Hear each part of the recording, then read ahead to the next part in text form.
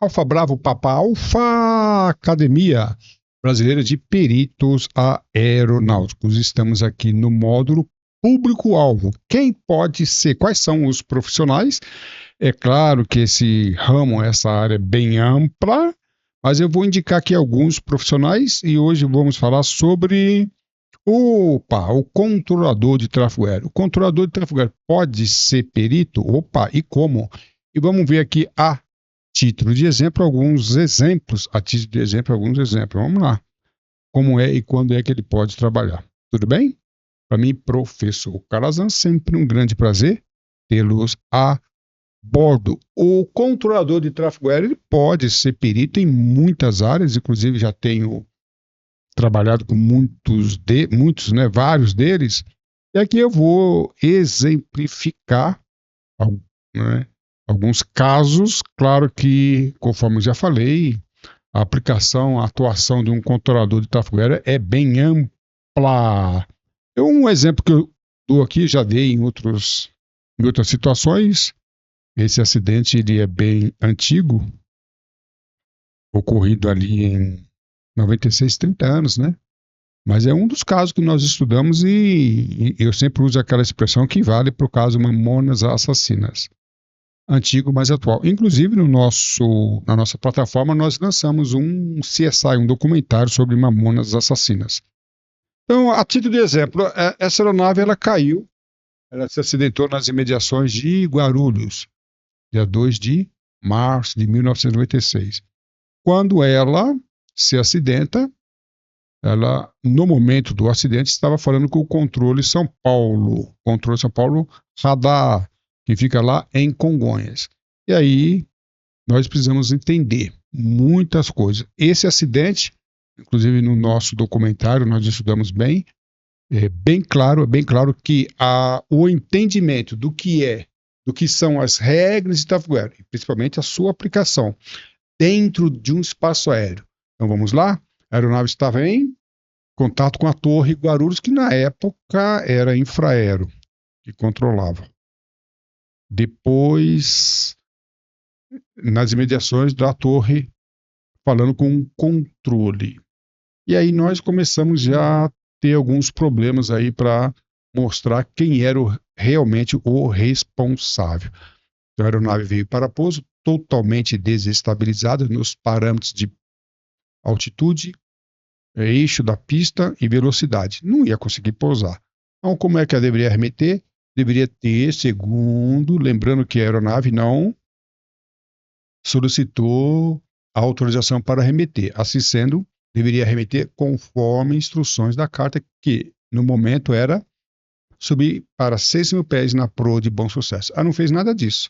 Fez curva à esquerda sem prévia autorização e a torre transferiu a aeronave para o APP São Paulo e aí começou toda a confusão. Até o APP entendeu o que estava acontecendo, porque quando o APP recebe uma aeronave arremetendo, naquele caso, o APP, o controlador, esperaria a aeronave subindo. E aí, claro que a aeronave deveria aparecer na tela radar subindo. Era esta a expectativa do controlador dentro de toda a regulamentação, mas não foi o que aconteceu. E explicar isso para o delegado, para o promotor, para o juiz. Quem era o responsável? Quem tinha jurisdição? A pergunta é, como é que o controlador PP estava falando com a aeronave na jurisdição da torre? Faço outra pergunta.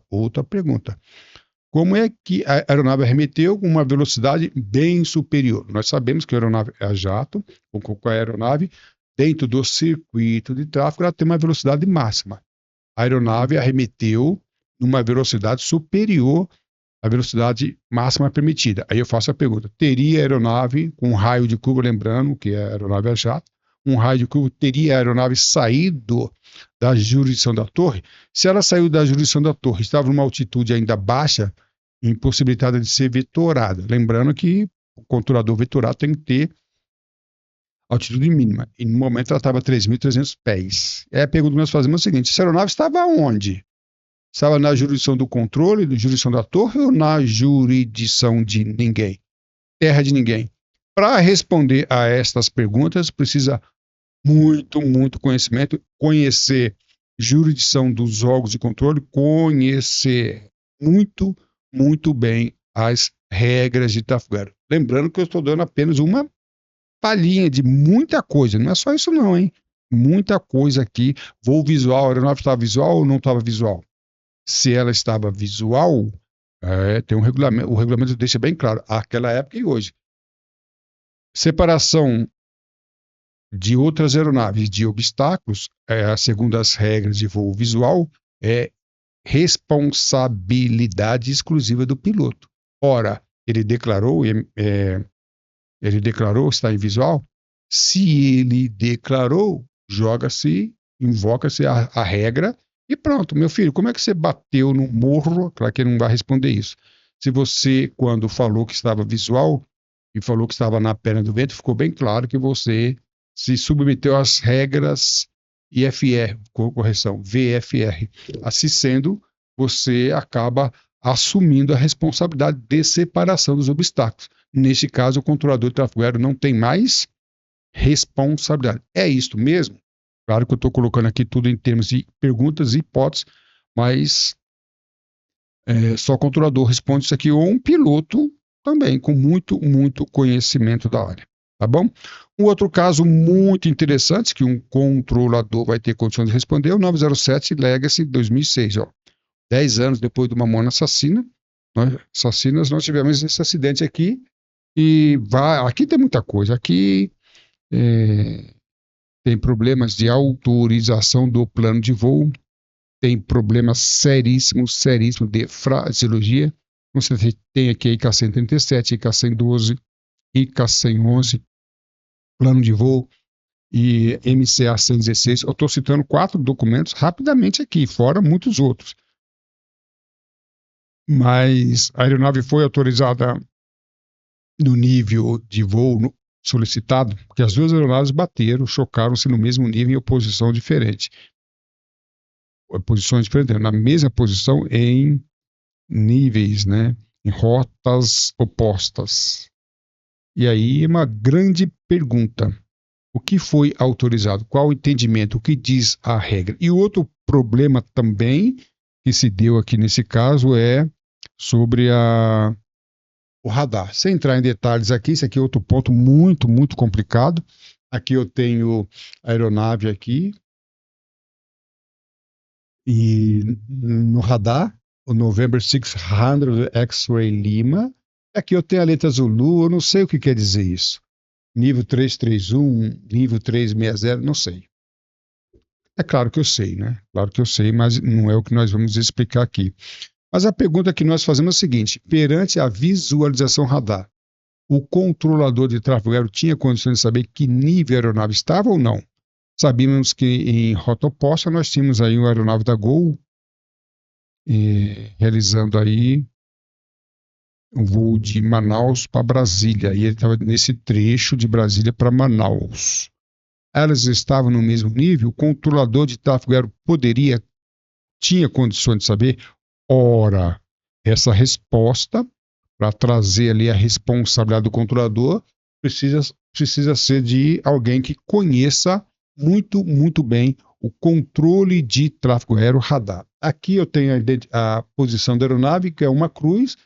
A título de exemplo, tínhamos uma outra aeronave voando nas imediações, uma cruz circundada. O que quer dizer isso? Isso quer dizer alguma coisa? Porque aqui eu tenho o nível 380 igual a 380. Aqui a segunda pista está falando sobre o nível de voo. E aqui não.